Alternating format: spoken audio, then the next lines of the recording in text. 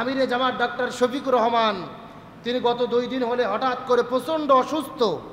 তার 5টি heart block হয়ে গেছেন। অসুস্থ হয়ে তিনি হসপিটালে পড়ে আছেন। সংগঠন, আত্মীয় স্বজন, পাড়া প্রতিবেশী, চিকিৎসকরা পরামর্শ দিয়েছে আপনি বিদেশে যান, চিকিৎসা নেন, আপনাকে ওপেন হার্ট সার্জারি করতে হবে। জামাতের আমির বলেছে আমি বিদেশে যাব না, আমার দেশের মানুষ দরিদ্র, তারা তো বিদেশে গিয়ে চিকিৎসা নিতে পারে না, আমি দেশেই চিকিৎসা গ্রহণ করতে চাই। আল্লাহ আকবার বলেন।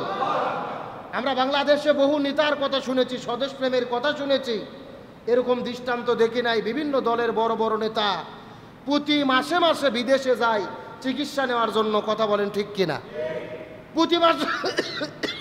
প্রতি মাসে মাসে চেক আপ করে। কেউ সিঙ্গাপুরে যায়, কেউ থাইল্যান্ডে যায়, কেউ ভারতে যায়। আর জামাতের আমির বলেছেন আমি বিদেশে যাব না, দেশের মাটিতে চিকিৎসা নেব, ওপেন হার্ট সার্জারি করব। আল্লাহ যদি চায় আমাকে সুস্থ করতে পারে। আমরা দোয়া করি আল্লাহ তাআলা আমিরে জামাত ডক্টর শফিকুর রহমানকে অতি দ্রুত পরিপূর্ণ সুস্থতা দান করুক। বলেন আমিন।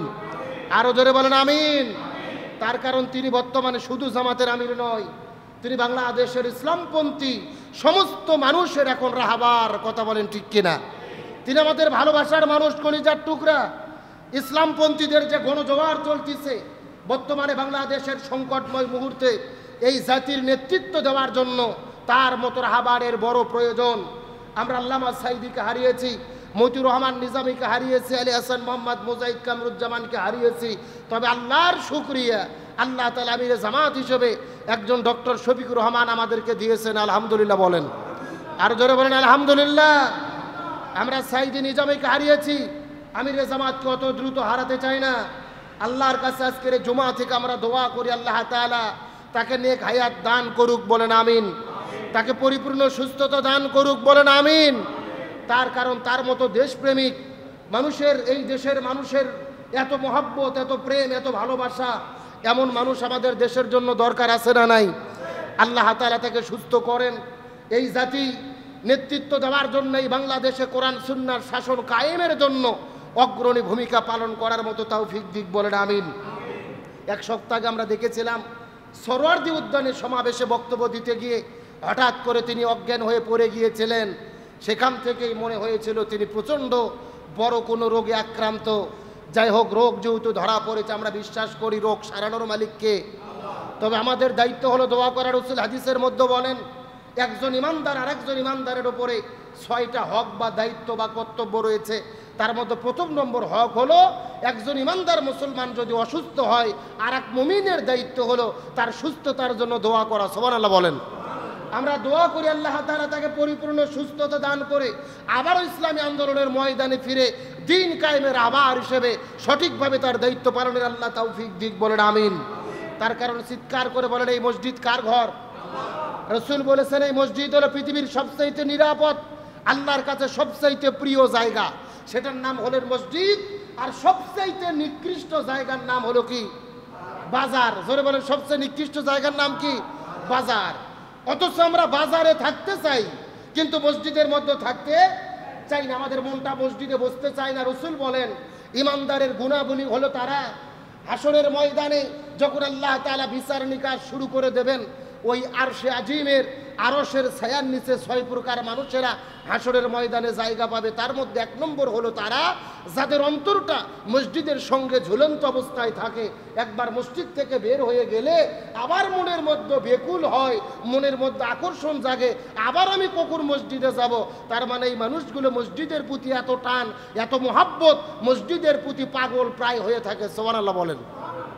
তাহলে এই মসজিদের প্রতি আমাদের টান মহাব্বত থাকার দরকার আছে না নাই?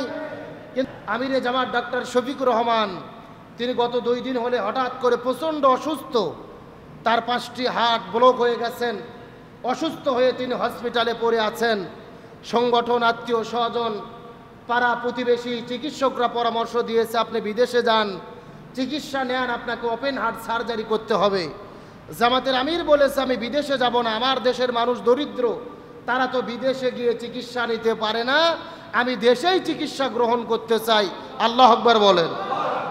আমরা বাংলাদেশে বহু নেতার কথা শুনেছি, স্বদেশপ্রেমের কথা শুনেছি, এরকম দৃষ্টান্ত দেখি নাই। বিভিন্ন দলের বড় বড় নেতা প্রতি মাসে মাসে বিদেশে যায় চিকিৎসা নেওয়ার জন্য। কথা বলেন ঠিক কিনা? প্রতি মাসে মাসে চেক আপ করে, কেউ সিঙ্গাপুরে যায়, কেউ থাইল্যান্ডে যায়, কেউ ভারতে যায়। আর জামাতের আমির বলেছেন আমি বিদেশে যাব না, দেশের মাটিতেই চিকিৎসা নেব, ওপেন হার্ট সার্জারি করব। আল্লাহ যদি চায় আমাকে সুস্থ করতে পারে। আমরা দোয়া করি আল্লাহ তাআলা আমির জামাত ডক্টর শফিকুর রহমানকে অতি দ্রুত পরিপূর্ণ সুস্থতা দান করুক। বলেন আমিন। আরো জোরে বলেন আমিন। তার কারণ তিনি বর্তমানে শুধু জামাতের আমির নয়, তিনি বাংলাদেশের ইসলামপন্থী সমস্ত মানুষের এখন রাহবার। কথা বলেন ঠিক কিনা? তিনি আমাদের ভালোবাসার মানুষ, কলিজার টুকরা।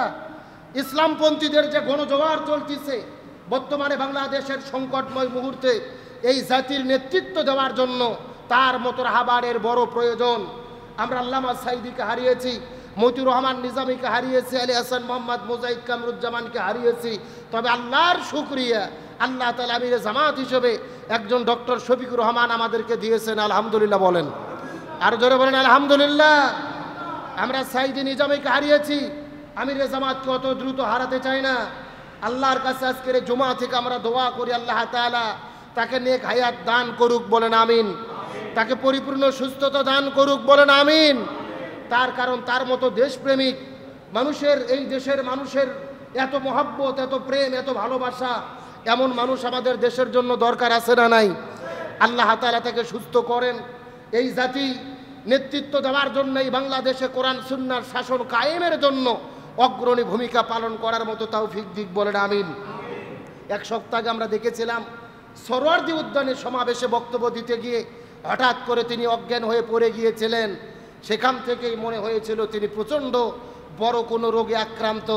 যাই হোক, রোগ যেহেতু ধরা পড়েছে, আমরা বিশ্বাস করি রোগ সারানোর মালিককে। তবে আমাদের দায়িত্ব হলো দোয়া করার। রাসূল হাদিসের মধ্যে বলেন একজন ইমানদার আর একজন ইমানদারের উপরে 6টা হক বা দায়িত্ব বা কর্তব্য রয়েছে। তার মধ্যে প্রথম নম্বর হক হলো একজন ইমানদার মুসলমান যদি অসুস্থ হয়, আর এক মুমিনের দায়িত্ব হলো তার সুস্থতার জন্য দোয়া করা। সুবহানাল্লাহ বলেন। আমরা দোয়া করি আল্লাহ তাআলা তাকে পরিপূর্ণ সুস্থতা দান করে আবারও ইসলামী আন্দোলনের ময়দানে ফিরে দিন কায়েমের আবার হিসেবে সঠিকভাবে তার দায়িত্ব পালনের আল্লাহ তৌফিক দিক। বলেন আমিন। তার কারণ চিৎকার করে বলেন এই মসজিদ কার ঘর?